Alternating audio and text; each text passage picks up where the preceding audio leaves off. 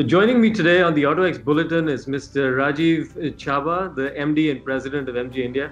Rajeev, thank you for joining us today. Welcome. Thank you. You're looking well. It's good to see you. You too. I mean, you're looking good too. Thank you.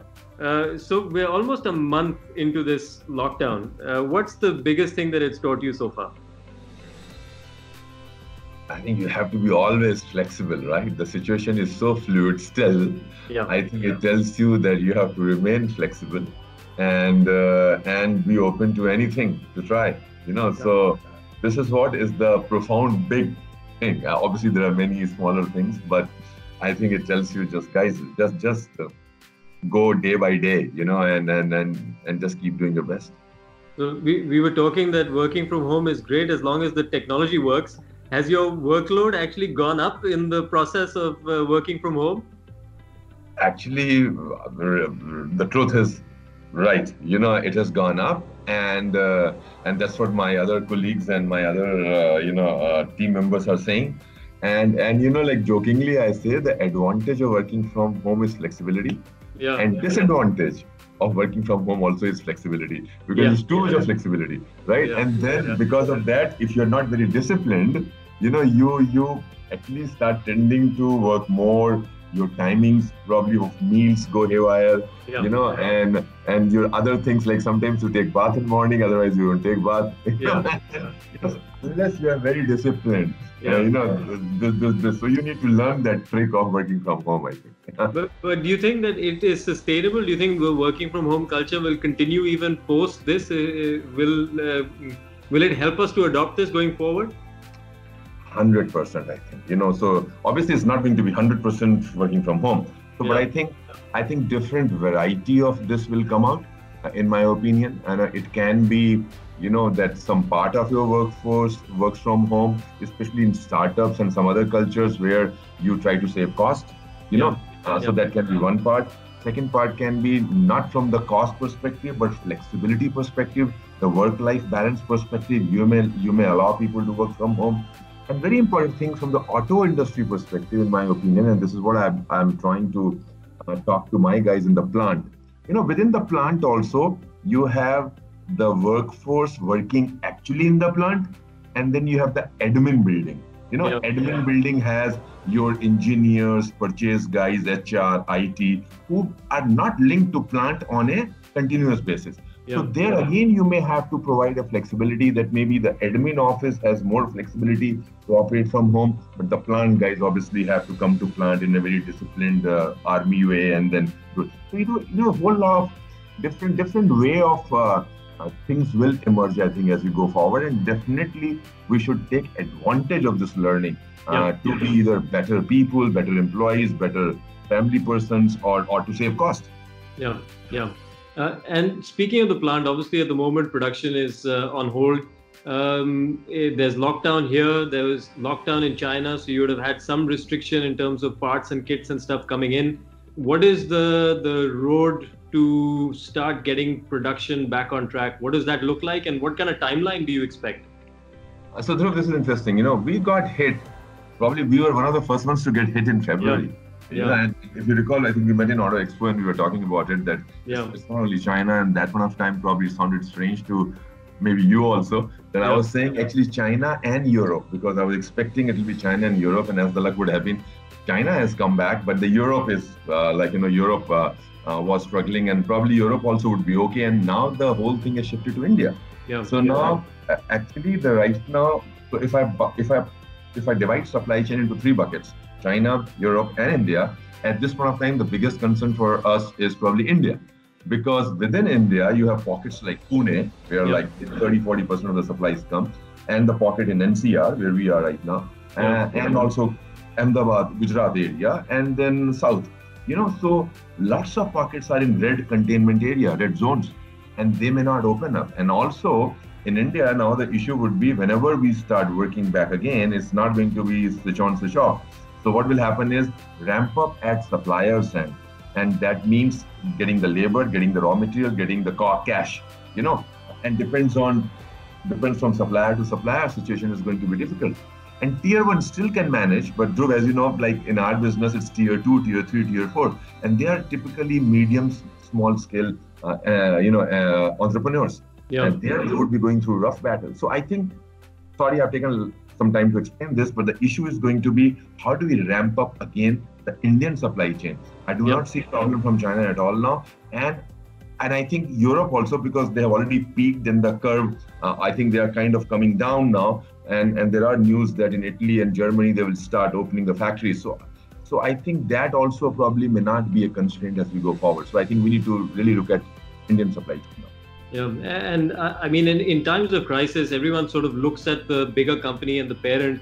But even for you, I mean, there's a cash crunch across the board, but that's a big responsibility for you as the manufacturer to try and support suppliers, dealers across the board. So, so Dhruv here, I think,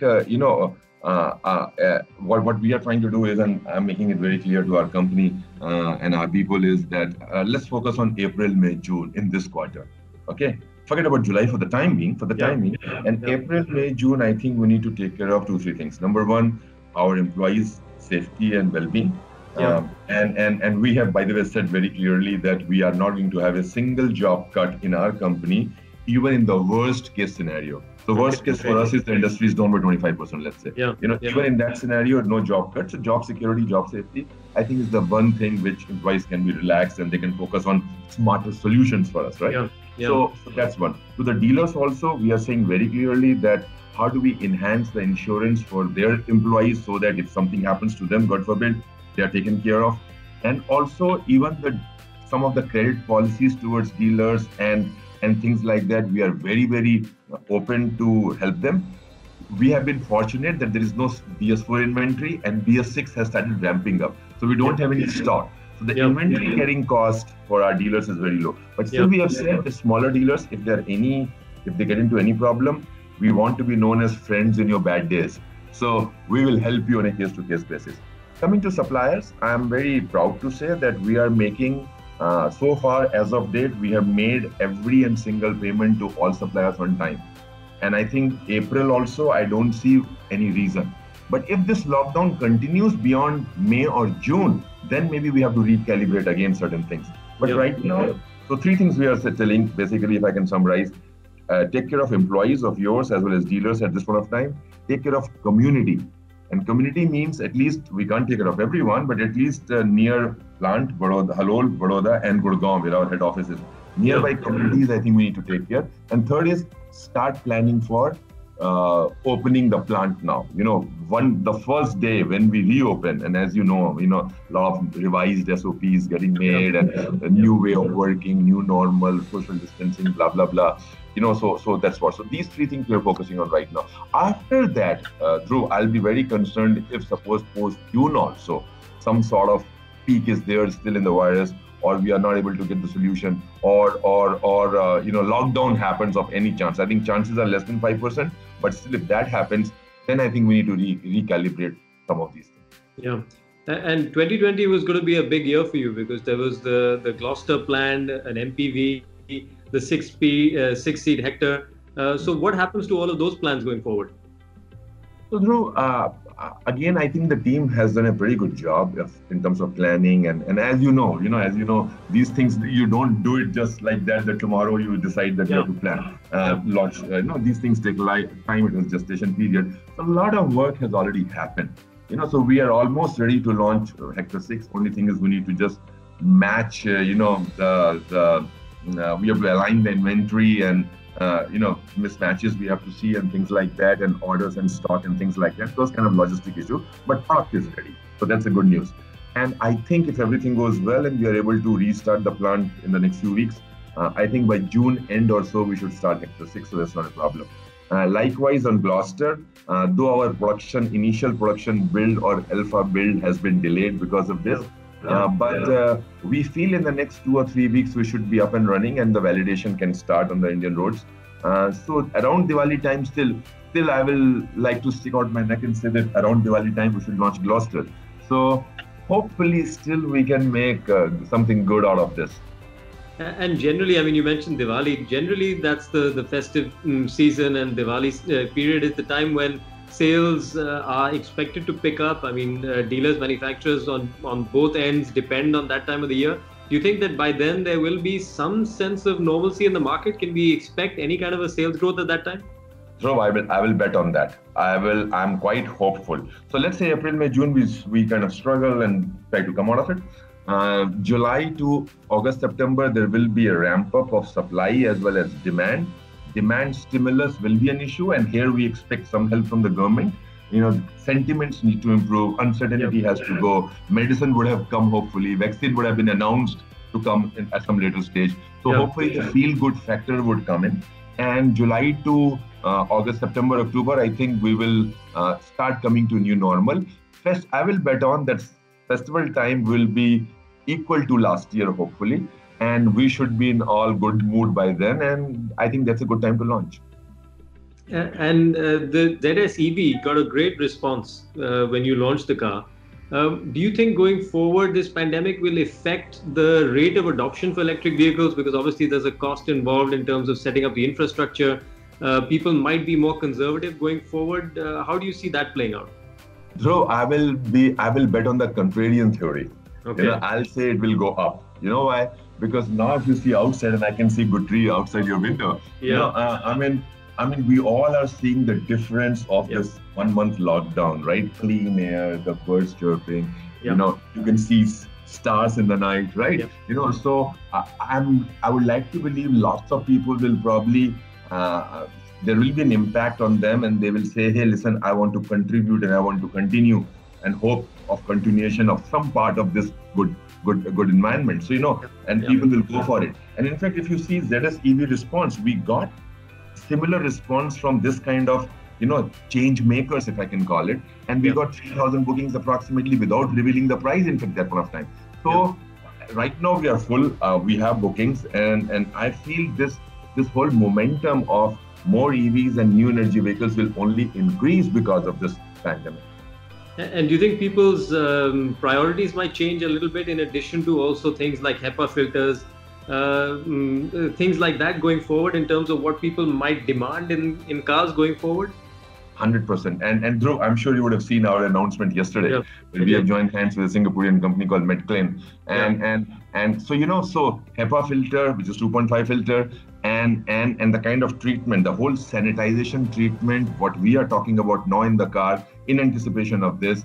So I'm very happy that we have announced our tie-up with this Mediclaim company. So this is a step above HEPA filter. So what happens is it not only cleans the air and also reduces the particulate PM 2.5, but also cleans the surfaces. So there is no treatment, by the way, for the information of the audience. There is no treatment right now available, to my knowledge, globally, which actually cleans the surface also. I mean, treats the surface. So this is kind of an ozone treatment in the car, and your surface also. So I think lots of people probably will ask for this kind of treatment inside the car. The car has to be sterilized. The cabin air has to be like of hospital quality. So that's what would happen, and people will have different treatments. We have got this tie-up, and I'm sure some people will have different kind of a solution. But I'm so happy that we are probably leading this kind of change again for the in-cabin air quality. And there's been a lot of talk already that maybe ride sharing might take a hit because people want their own environment. They want to control their own environment rather than have to worry about an environment which is shared with others. Do you think that is something that might benefit the passenger car market in the future? So I would categorize this into a short time and long time effect. Short time, let's say up to 1 year or so, people will be very much concerned about this, what you said. So in 1 year, probably it will help private consumption, private, cars ownership. But I think in the long run, I think there is a market for mobility, shared mobility, and I think Uber and Ola will come back. And I'm sure they're not sitting idle right now. They also know these concerns, so they will come out with good schemes. They will come out with the sterilization schemes and drivers with gloves and sanitizers and masks and everything, right? So I'm sure they will do something. So in the short run, probably yes, which actually our sector requires right now. But after 1 year, 1.5 years, I think it will come back. The Uber and Olas would come back with full force, in my opinion, because the economics also is very important, So people hopefully will forget about coronavirus after some time, in the sense that there will be hopefully it will be like a flu, right? Because there will be a vaccine, there will be everything. So I think economics also is very important. We talked a little bit about the government and them doing something to boost sentiment and just to get people more comfortable with spending once again. Do you think that they will do something specifically for the auto industry, or do they have so much on their plate at the moment that it's not possible to look at industry specifically like auto? I think there is too much on their plate. There are a lot of moving parts, a lot of balls in the air, and I think I don't want to be in their shoes because it's really very complicated. Having said that, I think it's a great opportunity for the government to introduce the scrappage policy, the cash for clinker. Because people are asking about GST reduction, this and that, and I think that complicates further. But I think the easiest thing would be, in my opinion, to launch the scrappage policy, because you get lots of win with that. You incentivize customers to come forward, you take care of the environment, you take care of pollution, you get more fuel efficient cars instead of the old cars. Safe from the safety perspective, the old cars get stuck on the roads, or a lot of accidents happen, or you spend a lot of time on the roads because of defective cars. So all those kinds of things. If you take the social cost of the whole scrappage policy, I think this is perfect opportunity. And frankly, I'll be very disappointed if that doesn't come at this point of time. The IMF report recently, which came out just a few days ago, said that they're looking at globally recession in the near term. Even the India growth numbers will drop. But then they're looking at 2021 as a time when things will start to pick up once again and there will be growth. Do you agree with that assessment? How do you think it will play out in India? Will that pent-up demand build up and then we'll see growth in 2021? Or how do you foresee it playing out? See, let me take a step back to answer this. At this point of time, everybody is talking about doom and gloom, right? 95% of the news is doom and gloom, right? And we as social animals, human beings, we and probably Indians also in general, in particular, we believe in feast or fast or feast, right? So at this point of time, we're in the fasting mode. So, so everything is bad, everything. I think after if I hope you and I will talk and let's have an interview after 6 months from now, so I think situation will change. I think people will come back. I believe the nature of us in general is to socialize, to meet. We are human beings, right? We want to be together. We want to chat. We want to socialize. We want to buy, indulge, experience, everything. So I think, and the concept of YOLO, especially through your kind of people, right? I mean, your kind of age profile, right? So, and even the oldies, I would say, they'll say, हम क्यों पैसे बचाएंगे life में यार? एक virus से कुछ गड़बड़ हो सकता है. Why should we save money, right? And they have made their life, they have made their future, they have made their savings. So I think people will come back with buying. And initially, I will also like to argue in the next 7-8 months, how would you get happiness? Travel still will be a problem, right? Staying in hotels will be a problem. Will be concerned for the next 6-7 months. The only khushi or happiness you can get is probably buying a car. Yeah. So you buy a good car, you upgrade yourself, and then you enjoy, and maybe you travel in the car to nearby destinations, right? So I am quite hopeful that it may not be as doom and gloom as we are trying to make it out to be. After 4 or 5 months, we should start getting much better. That's good to hear. On a personal front, what is the first thing that you're going to do once this lockdown is over? Meet my friends. Have some session in the evening. So that's one thing. Though we are doing all this, parties, but I would like to catch up with them. That's one. Also, I would like to go to the plant because our plant is in Baroda, right? So I miss my face-to-face interaction with some of my leadership team there. So that's what I miss. I need to be there. I want to be in the thick of action. So that's what I miss. So these two things probably. Yeah, I mean, as you said, we are social animals, and the face-to-face interaction cannot be replaced with a webcam. So on that note, Rajeev, I hope that we see you in person sooner rather than later. Right. Thank you so much for joining us today. And I hope that, as you said, we can take some positives out of this experience and we can come out on the other side smiling. Thank you very much, Dhruv. Have a safe stay and enjoy. Thank you. Take care. You too. Take care. Bye-bye. Bye.